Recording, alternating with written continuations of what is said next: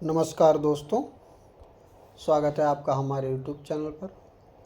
अगर आप चैनल पर नए हैं तो प्लीज़ चैनल को सब्सक्राइब कर लीजिए, अपने दोस्तों को शेयर कर दीजिए। चलिए फिर देर ना करते हुए डिक्टेशन शुरू करते हैं। डिक्टेशन शुरू होगा 5 सेकंड बाद।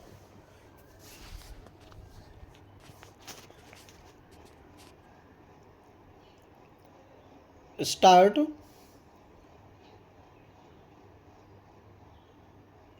सभापति महोदय, मैं आज पानी और विशेषकर पीने के पानी के बारे में बात करना चाहता हूँ।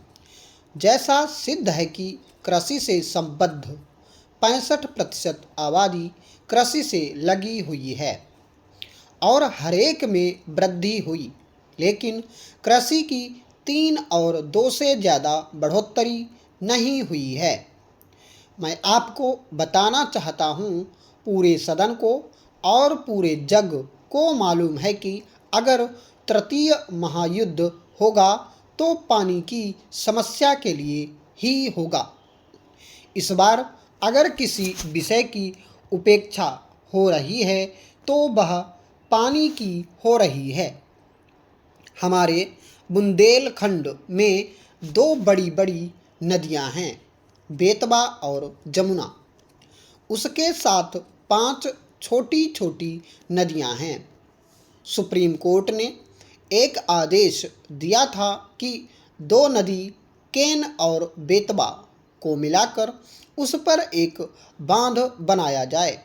उसका डीपीआर भी बन गया है, उस पर आदेश भी हुआ है, लेकिन भारत सरकार उसको बनाने के बजाय उस पर समीक्षा और संशोधन कर रही है, जिससे देरी हो रही है। लेकिन उससे ज़्यादा महत्वपूर्ण विषय है, जैसा कि हमारे संविधान के अनुच्छेद 21 में लिखा है कि हर नागरिक के पास जीवन और स्वतंत्रता का अधिकार होगा। कल जब हमने राष्ट्रपति जी का अभिभाषण पढ़ा तो उसमें इस बार पेयजल में सिर्फ 5,000 करोड़ रुपए की व्यवस्था है। 28 या 30 प्रांतों के इस पूरे देश में अगर 5,000 करोड़ रुपए पेयजल के लिए हैं तो 6,000 जिलों में मुश्किल से 2 या 4 पानी के टैंक बन सकते हैं। हर 10 बच्चों में से 6 बच्चों में पानी की कमी की बीमारी है। मैं कहता हूँ कि सांसद द्वारा हैंडपंप लगाने की जो व्यवस्था है उसमें भी कोताही है। अगर कोई सांसद सत्ता पक्ष से नहीं है तो हम लोगों की स्वीकृति से हैंडपंप भी नहीं लगता है। मैं एक जोरदार मांग करना चाहता हूं कि केंद्र से एक व्यवस्था की जाए कि पूरे आवाम में पानी के टैंक द्वारा पानी की व्यवस्था का युद्ध स्तर पर काम हो। आज भी जो हैंडपंप से पानी ले रहे हैं, जब गर्मियों में 50-40% जल स्तर नीचे हो जाता है तो पानी नहीं निकलता है। महोदय, मैं सदन के माध्यम से यह मांग करना चाहूँगा कि हर सांसद को अपने खाते से कम 1,000 हैंडपंप का अधिकार मिलना चाहिए। दूसरा, पूरे क्षेत्र में जैसे बिजलीकरण की एक व्यवस्था हो रही है, पानी के टैंक द्वारा पानी की सप्लाई की व्यवस्था हो। अन्यथा तीसरे महायुद्ध में यह पार्टी और यह पावर सब रखा रह जाएगा। महोदय, आपने मुझे गृह मंत्रालय से जुड़ी हुई अनुदान मांगों पर अपने विचार रखने का समय दिया, इसके लिए मैं आपको धन्यवाद देता हूँ। यह बहुत ही महत्वपूर्ण मंत्रालय है। इस मंत्रालय के अंतर्गत जहां केंद्र राज्य संबंध, सीमा सुरक्षा, अर्धसैनिक बलों का प्रबंधन, आंतरिक सुरक्षा, केंद्र शासित प्रदेश, आपदा प्रबंधन जैसे महत्वपूर्ण विभाग आते हैं। मुझे लगता है कि जितनी भी बात इस पर होगी वह आम आदमी की सुरक्षा से जुड़ी हुई है, देश से जुड़ी हुई है। आज भी जब मैं संसद में आया तो प्रश्नकाल के समय जो चर्चा चल रही थी, जिस तरह का यहाँ पर माहौल था, वह कोई विदेशी गतिविधियों के कारण नहीं था। तेलंगाना के मुद्दे को लेकर अपने ही सदस्य यहाँ पर विरोध जता रहे थे। तेलंगाना की मांग कब से उठी? तेलंगाना राज्य की जब मांग उठी तो माननीय गृह मंत्री जी ने 9 दिसंबर 2009 को एक बयान दिया। बयान में यह भी कहा कि तेलंगाना का निर्माण सुनिश्चित है और यह संवैधानिक तरीके से होगा। 3 साल बीत गए। आपके एक वक्तव्य ने तेलंगाना में यह हालात कर दिए कि लगभग 700 लोगों की जान चली गई। पता नहीं आपने उस दिन यह वक्तव्य कैसे दिया। शायद सोनिया जी का जन्मदिन था, उनको प्रभावित करने के लिए यह वक्तव्य दिया।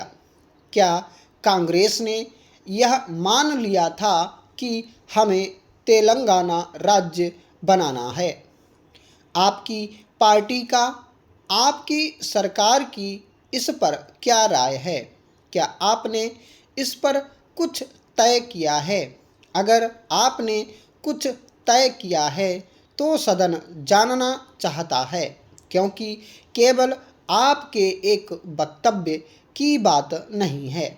हमारे 700 नौजवान भाइयों और बहनों की जान चली गई। आप तो शायद एक के भी घर नहीं गए होंगे, लेकिन जिन लोगों ने अपने बच्चों को खोया है उनके मन पर क्या बीती होगी?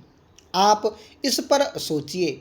इस सदन का महत्वपूर्ण समय इस मांग को लेकर बार बार जाता है। आखिर सरकार इस पर क्या निर्णय करने वाली है, यह मैं आपके माध्यम से जानना चाहता हूँ। जहाँ तक मैं सदन की बात कर रहा हूँ, संसद से जुड़ी हुई बात आती है तो कहीं न कहीं मैं वापस जो संसद पर हमला हुआ, भारतीय लोकतंत्र पर हमला हुआ, जिसने हम सब को झंझोर कर रख दिया, मुझे लगता है कि न मैं, न आप और न ही देश उस दिन को भूल पाएगा। लेकिन एक बात आज भी सताती है कि क्या भारत एक आतंकवादी गतिविधियों के लिए पंगु राज्य बनकर रह गया है? जब आप गृह मंत्री बने थे तो मुझे लगता था कि शायद आप में वह काबिलियत है कि आप कुछ न कुछ इस दृष्टि में करेंगे, चाहे वह माओवाद, नक्सलवाद या आतंकवाद की बात हो। आप एक काबिल वकील हैं। आपका राजनीति में जो अनुभव है उसको देखकर लगता था कि गृह मंत्री के नाते शायद जिस परिस्थितियों से यह देश गुजर रहा है आप उसको संभाल पाएंगे। मंत्री महोदय, दुख के साथ कहना पड़ता है कि वर्ष 2004 में अफजल गुरु को फांसी की सज़ा सुप्रीम कोर्ट ने सुनाई। इसके 8 वर्ष बीत गए। क्या सरकार के हाथों में मेहंदियां लगी हैं, चूड़ियां पहन रखी हैं आप में वह काबिलियत नहीं कि एक आतंकवादी जिसने संसद पर हमला किया, आप उसको फांसी चढ़ा सकें। आखिर सरकार इस पर क्या निर्णय लेती है? क्या देश नहीं चाहता है कि अफजल गुरु को फांसी हो? क्या वोट बैंक की राजनीति में देश की सुरक्षा के साथ खिलवाड़ करेंगे? यह देश जानना चाहता है। और हमने तो पहले भी कहा कि जब जब आतंकवाद की बात आती है, देश की सुरक्षा की बात आती है, तो मैं और मेरी पार्टी स्तर से ऊपर उठकर आपके साथ, आपकी सरकार के साथ खड़े हैं, क्योंकि राष्ट्र की सुरक्षा का सवाल है। स्टॉप।